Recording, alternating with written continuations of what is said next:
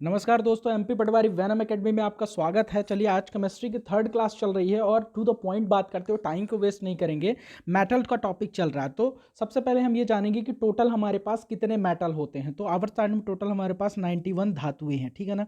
91 धातुएं हैं, ये सबसे पहला पॉइंट है। कई बार एग्जाम में पूछा जा चुका है या पूछा जाने की संभावना हो सकती है, ठीक है ना।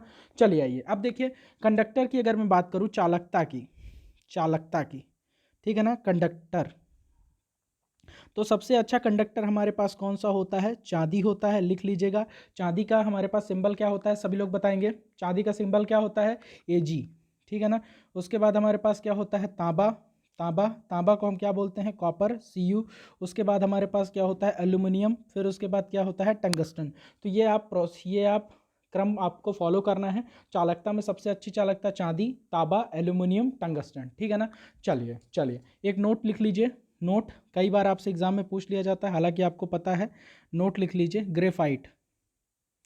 ठीक है ना, ग्रेफाइट, ठीक है ना। ये क्या है? ये अधातु है। ये कैसी है? अधातु है, लेकिन ये क्या है? चालक है। अधातु होते हुए भी क्या है? चालक है। मेटल नॉन मेटल होते हुए भी ये क्या है? कंडक्टर है, ठीक है ना। ये क्या है? कंडक्टर है। ये हमारा क्या है? दूसरा पॉइंट हो गया, ठीक है ना। चलिए, पारा के बारे में लिख लीजिए। पारा, Hg।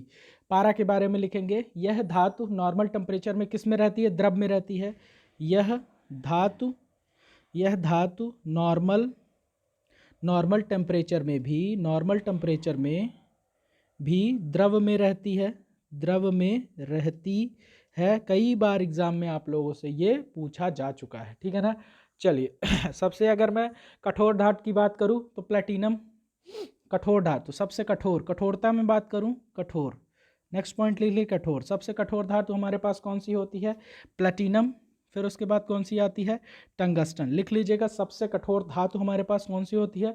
प्लेटिनम। और उसके बाद कौन सा आता है? टंगस्टन आता है। बहुत इंपॉर्टेंट पॉइंट है, ठीक है ना। चलिए, सीजियम और गैलियम, ठीक है ना। चलिए, गलनांक लिख लीजिए। गलनांक मेलेबिलिटी, ठीक है ना। गलनांक हमारे पास क्या होता है? मेल्टिंग पॉइंट, ठीक है ना। सीजियम और गैलियम, मेल्टिंग पॉइंट, ठीक है ना। तो हमारे पास क्या? सीजियम और गैलियम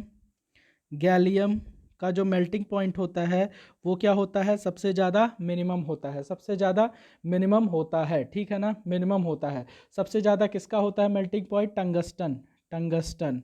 टंगस्टन डब्लू का मेल्टिंग पॉइंट कितना होता है? मैक्सिमम होता है। टंगस्टन डब्लू का क्या होता है हमारे पास? मेल्टिंग पॉइंट क्या होता है? मैक्सिमम होता है, ठीक है। इतनी बात जानने के बाद लिख लीजिए, सारे इंपॉर्टेंट पॉइंट बता रहा हूँ, एग्जाम में आए हुए क्वेश्चन है, ठीक है ना। सारे इंपॉर्टेंट पॉइंट है, ठीक है ना। चलिए, सबसे भारी धातु लिख लीजिए। पहला पॉइंट, सबसे भारी धातु क्या होती है?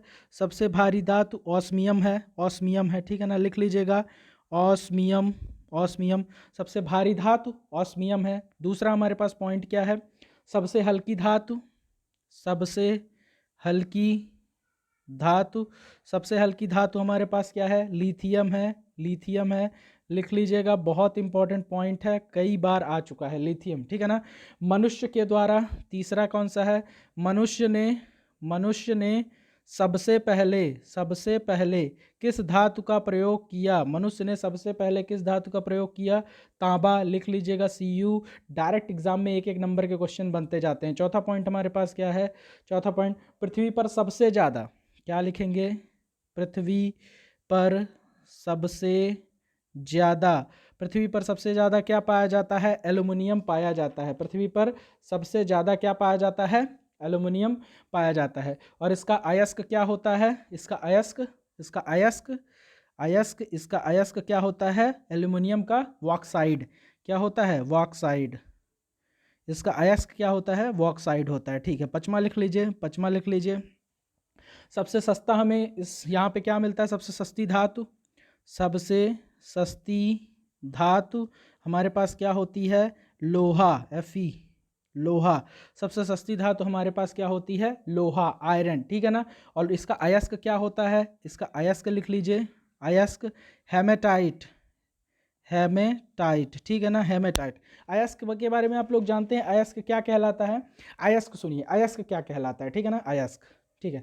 मेटल जिस रूप में मिलते हैं उसे नॉर्मली अयस्क कहलाता है, ठीक है ना। तो हमें सीधे क्या मिलता है? हमें सीधे लोहा नहीं मिलता, हमें उसका अयस्क मिलता है, क्या? हेमेटाइट। फिर इसको क्या करते हैं? प्योरीफिकेशन करते हैं, उसके बाद हमें क्या मिलता है? लोहा मिलता है। तो अयस्क हम क्या कह सकते हैं? मेटल जिस रूप में मिलते हैं नॉर्मली क्या कहलाते हैं? अयस्क कहलाते हैं, ठीक है ना। ये हो गया। चलिए एकदम सारे इंपॉर्टेंट पॉइंट। सबसे महंगी धातु, कितने पॉइंट हो गए थे? चौथा। पचमा लिख लीजिए, पचमा, सबसे महंगी धातु। सबसे महंगी धातु आपके पास कौन सी होती है? प्लेटिनम होती है, जिसे हम क्या कहते हैं? वाइट गोल्ड भी कहते हैं। सबसे महंगी धातु हमारे पास कौन सी होती है? प्लेटिनम होती है, जिसे हम क्या कहते हैं? वाइट गोल्ड भी कहते हैं, ठीक है ना। प्लूटोनियम, छठवां प्लूटोनियम, PLUTONIUM,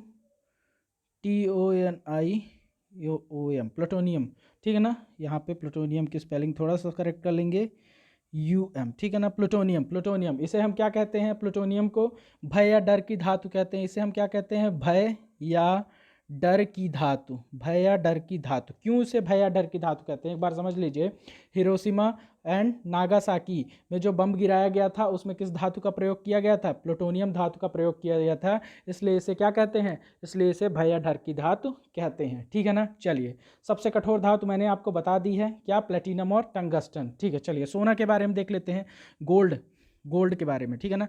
चलिए लिखिए, गोल्ड के बारे में इंपॉर्टेंट पॉइंट भी यहाँ पे डिस्कस कर लेते हैं। सोना को क्या कहा जाता है? ऑरम कहा जाता है। इसे हम किससे लिखते हैं? AU, ऑरम, AU लैटिन में। इसे किस में लिखते हैं? लैटिन में, ठीक है ना, लैटिन में। गोल्ड को क्या कहा जाता है? ऑरम, लैटिन में लिखते हैं।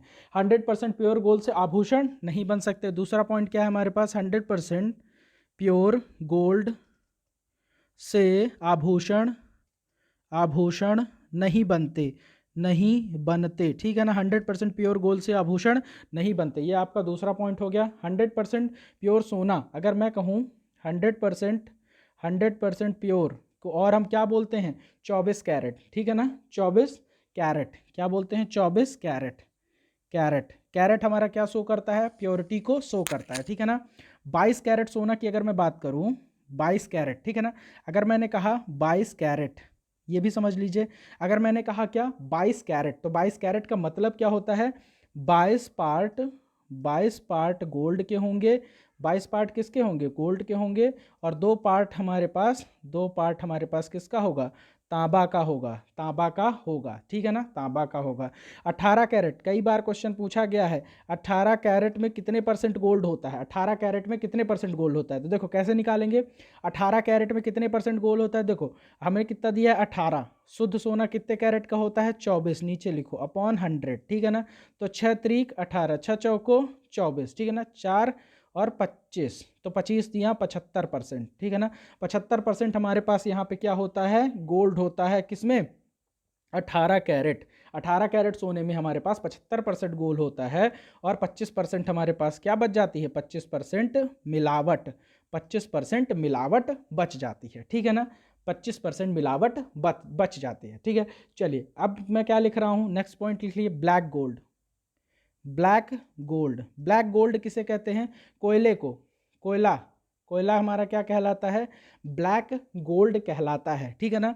और एक और पॉइंट आप लोगों ने सुना होगा, रोल्ड गोल्ड, जो हमारी फेक या ज्वेलरीज होती है, रोल्ड गोल्ड जो सोने की जैसे दिखती हैं, तो हम इसको क्या लिखते हैं?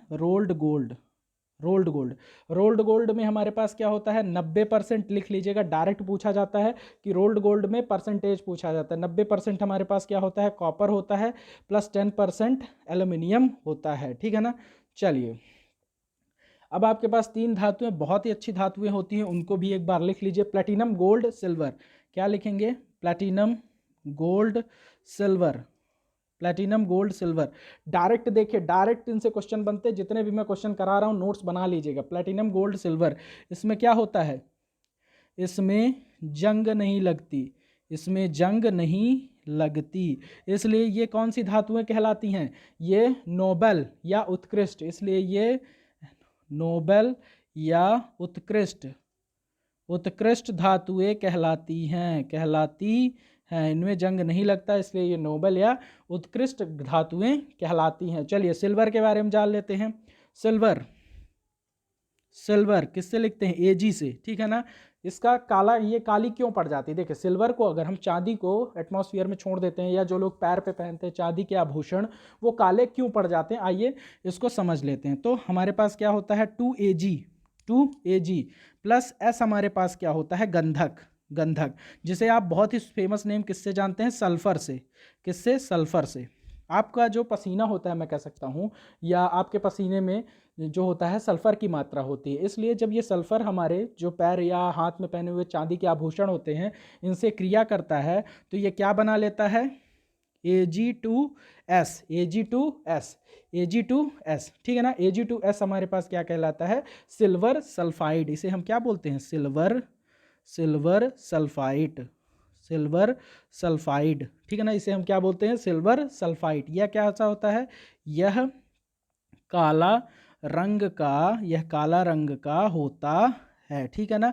समझ गए बात को। Ag जो होता है हमारे पास चांदी होती है, सल्फर हमारे पसीने में पाया जाता है, जो कि किससे क्रिया करता है? चांदी से, और क्या बना लेता है? Ag2S, silver sulphide. ये हमारा कैसा होता है? काले रंग का होता है, और यही हमें क्या कहता है? चांदी को काला पड़वा देता है, ठीक है ना। तो डायरेक्ट क्वेश्चन बना हुआ है कि चांदी का काला रंग किसकी वजह से होता है? चांदी में काला रंग, चांदी हमारी काली क्यों पड़ जाती है? तो सिल्वर सल्फाइड की वजह से काली पड़ जाती है। आप लोगों को डायरेक्ट क्वेश्चन बनते हुए एग्जाम में दिख सकते हैं, ठीक है ना। चलिए जर्मन सिल्वर की बात कर लेते हैं। जर्मन सिल्वर,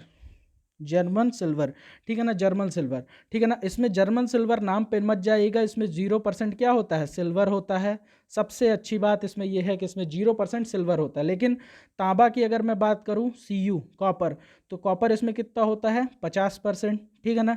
जिंक की बात करूं, जिंक की बात करूं जस्ता, तो इसमें कितना होता है? 35%। और निकिल निकिल की अगर मैं बात करूं, तो इसमें निकिल कितना होता है? 15%। ये तीनों परसेंटेज आपको पूछे जा सकते हैं कि जर्मन सिल्वर में सिल्वर कितने परसेंट होता है। पहला क्वेश्चन बनता है 0%, और तीनों के ये परसेंटेज पूछे जा सकते हैं, ठीक है ना। चलिए नेक्स्ट पॉइंट लिखिए, आपके पास क्या है नेक्स्ट पॉइंट? चलिए AgNO3, इसे हम क्या बोलते हैं? AgNO3। ये आपके पास क्या है? सिल्वर नाइट्रेट, बहुत ही फेमस नाम इसका, आप जानते हैं क्या? Lunar caustic. डायरेक्ट क्वेश्चन बनता है लूनार कास्टिक से। लूनार कास्टिक क्या होता है? और भी अगर आप इसे फेमस नाम से जानना चाहते हैं तो क्या? अमिट स्याही। अमिट क्या होता है? अमिट स्याही। लूनार कास्टिक, इसे क्या कहते हैं? सिल्वर नाइट्रेट, लूनार कास्टिक, या अमिट स्याही। Non removal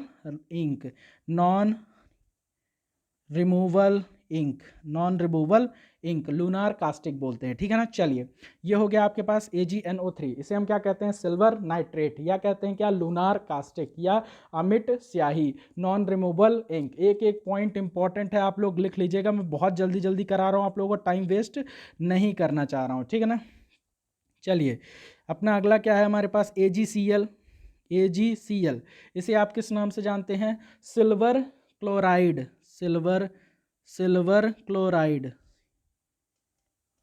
chloride. इसका उपयोग कहाँ किया जाता है? फोटोक्रोमैटिक प्लेट में।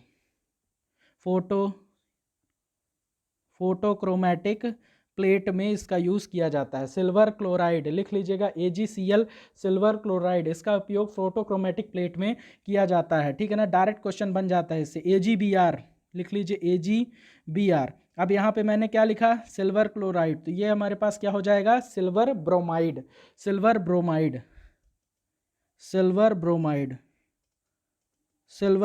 इसका उपयोग कहाँ किया जाता है? इसका उपयोग कहाँ किया जाता है? फोटोग्राफी में किया जाता है, ठीक है ना। डायरेक्ट क्वेश्चन पूछ लिया जाता है। नेक्स्ट लिखिए AgI, सिल्वर आयोडाइड। इसको क्या बोलेंगे?